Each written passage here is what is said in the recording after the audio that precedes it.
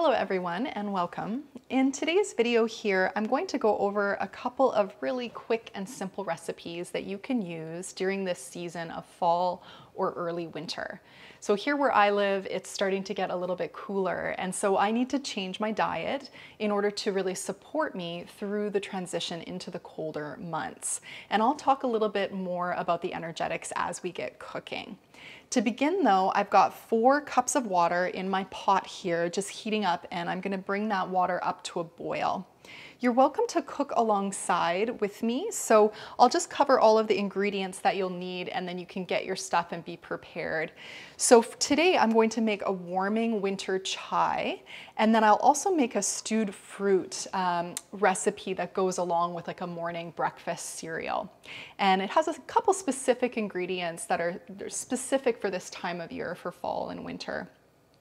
For our chai, like I said, I've got my 4 cups of water in the pot, and then you'll need another cup of milk. So today I have a homemade almond milk here. I have a cup of that.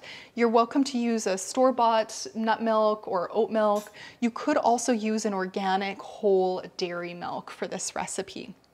And then for the spices today, I have a few different spices, and you can always alter this recipe depending on your preferences. So today I am using cinnamon, cardamom, black pepper, whole black pepper, cloves, and then I have some fresh ginger as well. And then finally, I've got my black tea, about a tablespoon of black tea, and some coconut sugar I'm using today. So for our chai here, like I mentioned, I've got the 4 cups. It's almost up to a boil. So in a minute, I'll add my spices. For me, I'm going to add about a half a teaspoon of cinnamon. I've got about 6 cardamom pods in here. So cardamom pods, they look like this. They're little green pods. And I recommend crushing the pod before putting it in. That will really release the flavor. Cardamom is just such a beautiful spice. I love using it in my cooking, so I recommend giving it a try if you don't have so much experience, and especially the whole cardamom pods. They're really flavorful, and of course they have more of the medicine intact than the ground spices, which sometimes over time it does lose some of the medicinal qualities. So we've got about 6 of those cardamom pods. I mentioned the half teaspoon of cinnamon. I also have about 2 whole cloves and about a 1/4 teaspoon of black peppercorns. And then finally, I'm using fresh ginger today. So I'll just chop up a couple pieces, and you don't have to worry about the skins for this recipe. So you can just chop it with the skins on. And we're gonna pop that in because eventually, of course, the tea will be strained at the end. So as soon as the water comes to a boil, I'll pop in those spices, and then we'll leave the spices to just about a simmer. So I'll bring the heat down to a simmer, and we'll let the spices soak in there for about a good 10 minutes. If you can let it go for longer, that's even better, 10 to 15 minutes, just on a low simmer. So I've had the water on for a little while now, so it's pretty much just up to a boil. So I'm gonna pop the spices in. So I've got my cinnamon, my cardamom pods, my black peppercorns, cloves, and the fresh ginger. Now, if you don't have fresh ginger, you could use the dried ginger as well. Dried ginger is a little bit stronger, so I would recommend starting with about half a teaspoon and then increasing from there. Dried ginger is also a little bit more drying in comparison to the fresh ginger. And so in the fall time, in the autumn, oftentimes the dry quality does increase a little bit. And so we just want to be careful to not increase too many drying foods this time of year. So if you have the fresh ginger, that's the best. But either way you could go. And then finally, with all of the spices, you can alter the recipe a little bit depending on your preferences. So if you really like cinnamon, for example, you could try adding a teaspoon instead of half a teaspoon. If you don't like cloves, you could leave those out. If you don't want it quite as spicy, you could keep the peppercorns out. So just play around with the recipe until you find something that you really enjoy. And if there's one flavor you don't like, just don't add that spice. That's completely fine. All of the spices that I'm using here in the chai today are warming. right? And they're a little bit, many of them are sweet or pungent. So for example, the cinnamon is warming, pungent, and sweet. And these are really the qualities, especially the sweet and the warming quality. These are the qualities that we want to increase this time of year. So in the fall and the winter, we do want to increase warming foods, more grounding foods, more nourishing foods, more moistening foods, and sweet foods. So the flavor sweet is the natural flavor sweet. These are sweets that would come in complex carbs, for example. A lot of vegetables have the flavor sweet. A lot of whole grains have the flavor sweet. And so the sweet flavor is thought to be a really building flavor. It's the flavor that helps to protect and nourish the body. And so we want to increase that this time of year, of course, from whole natural foods, not processed sweet. And then all of the warming spices, of course, help to warm the body. Many of these spices also increase circulation, and they help to stoke the digestive fire. So if the digestion is feeling a little bit weak, some of these herbs will help to kind of stoke that fire and get the appetite going a little bit more and help with the digestion of food. So we'll let it just simmer for about 5 to 7 more minutes. I'll just set the timer for about 7 more minutes and we'll let that go. Again, you can leave it to simmer a little bit longer if needed. I'm going to continue now on to the second recipe and then we'll return to the chai once it's simmered for a little while. So for the chai, or for the stewed fruit recipe, our next recipe, I'm going to use apple. I've got some wonderful apples that I found at the farmer's market. They're local apples, so I'm going to use those today. And then you'll also need some ghee, some lovely refined ghee. You can make your own. Right now I'm using a store-bought one, but you can also make your own as well. Sometimes I have that going too. And then finally, you can use any kind of dried fruit. I really recommend prunes oftentimes to clients this time of year, especially if there's any constipation or if the digestion is quite slow. Adding some chopped prunes to this recipe would be highly recommended. You could also add other things like dates or raisins, for example. And all of those dried fruits, they're going to provide, again, a little bit more of that sweet quality. Prunes in particular are a bit more moistening. They really help to increase the bowels, but nothing out of control. So even if you don't have issues with constipation, adding a little bit more food into the diet this time of year that has some of those moistening, sweeter qualities is going to really support the whole system. And so today we're going to use the apples, the ghee, and the prunes to create this really nice stewed fruit recipe. So I'm going to just start here on with a little bit of heat, and then I'm going to place about 2 tablespoons of ghee into my pot.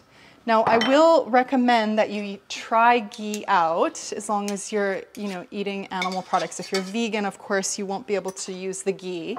But ghee does have some really magical properties. In Ayurvedic medicine, which is the medical system of yoga in India, ghee is revered as a medicinal substance. It's revered as a very healing, powerful substance. And there's actually some new data out really showing the power of ghee to heal the gut. So really fascinating that way, really powerful product. Oftentimes folks who are sensitive to dairy do okay with ghee. So if you do have some sensitivity, not a true food allergy, but just some intolerance to dairy, you could try ghee and see how you do with it. Again, it can be very supportive and healing for the lining, the mucus lining of the gut. So I've got the ghee, and then of course the ghee is also really moistening, right? And we want to increase some of those moistening, building qualities this time of year. I'm going to pop my apples in here. So I'll just bring this over and just pop. I've chopped up about 2 apples. So you can throw your apples into the water or into the pan here. And we're going to just basically fry up the apple. I'm going to just put it down onto like low, medium low. And we're going to just kind of toss the apples in the ghee. I'll just finish chopping here. So it's nice to actually cook fruit this time of year. This time of year, it's usually advised to eat a little bit more cooked food, a little less raw food. Raw food is a bit harder to digest, and its energetic qualities are a little bit colder, rougher, drier sometimes. So here, the apple is a little bit colder, it's a little rougher. And so when we cook it, especially when we cook it with ghee, it's going to change its energetic properties, make it a little bit more digestible for the body. Okay, so I'm just tossing the apple here in the ghee, as you can see. And we'll just have it on low, just for like about a couple minutes, 2 to 5 minutes. Just tossing it, softening the apple up a little bit. And then from here, I'm going to add a little bit of cinnamon, and then eventually I'll add in my prunes. So for the cinnamon, I'm going to do about 1 to 1.5 teaspoons of cinnamon. Depends on how much apples you're using. If you don't like cinnamon that much, you could do a little bit less. I'm gonna do today just about a teaspoon of cinnamon.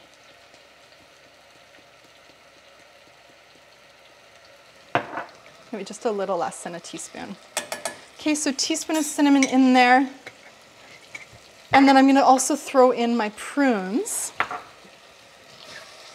and toss everything up together.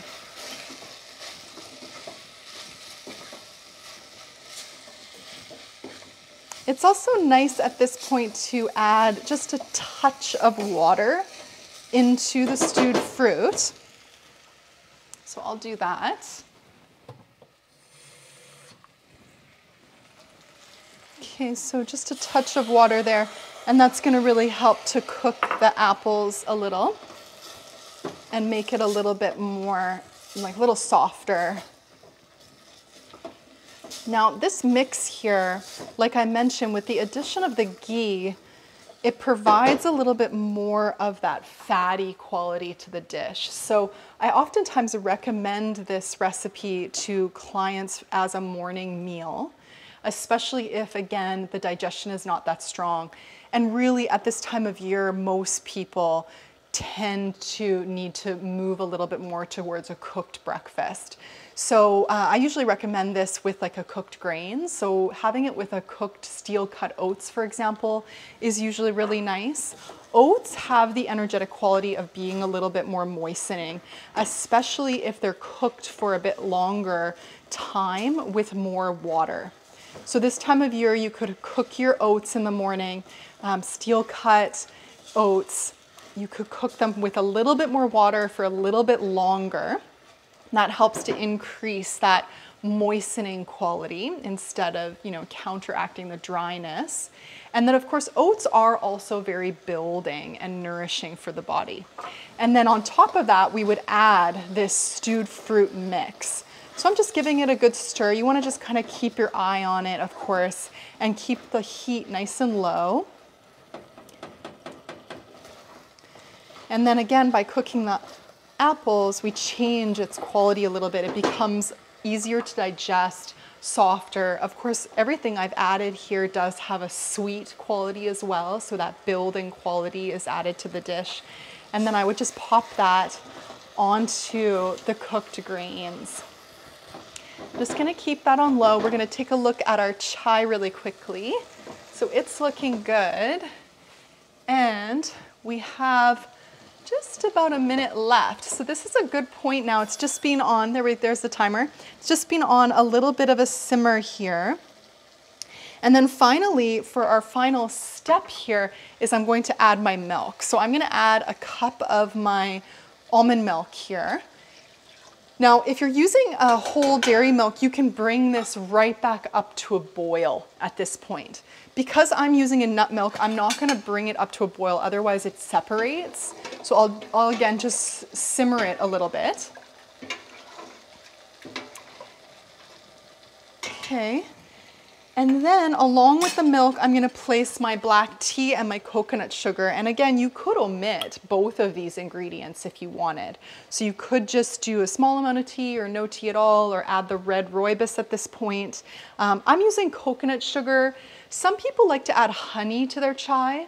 If you're going to do that, I recommend adding the honey at the end, after you're done cooking. So in Ayurveda, it is contraindicated to cook honey, changes its energetic properties. And so it's better to add the honey after the cooking. And that's why I'm really using the coconut sugar here. So I'm just gonna add my black tea and my coconut sugar and give it a good mix here.